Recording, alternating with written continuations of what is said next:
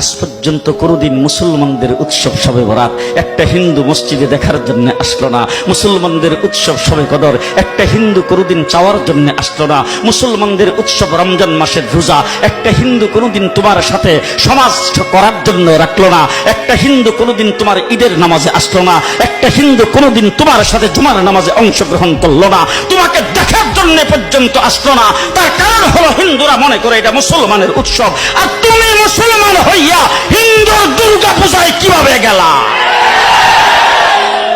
তোমার কি হয়ে গেল? তোমার কি লজ্জা শরম তুমি ধুয়ে ফেলে দিয়েছো? তোমার কি কোনো লজ্জা শরম নাই? লজ্জা শরম নাই? আবার কি সুন্দর বলতেছ, ধর্ম যার যার উৎসব সবাই। হাই হাই হাই, ও মুসলমান যুবকেরা ভালো করে শোনো, ধর্ম যার যার উৎসব সবার, তাইলে বিয়া যার যার বউ তো সবার।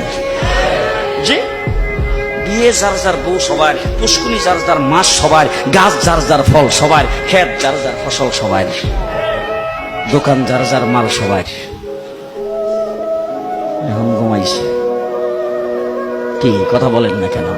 তাহলে আমার দোকানের মাল যদি আমার হয়, আমার ক্ষেতের ফসল যদি আমার হয়, আমার গাছের ফল যদি আমার হয়, আমার গাছের নারিকেল যদি আমার হয়, আমি বিয়ে করলে বউ যদি আমার হয়, মুসলমান আমার পুষ্কুনির মাছ যদি আমার হয়, তাইলে ধর্ম যার উৎসব তার।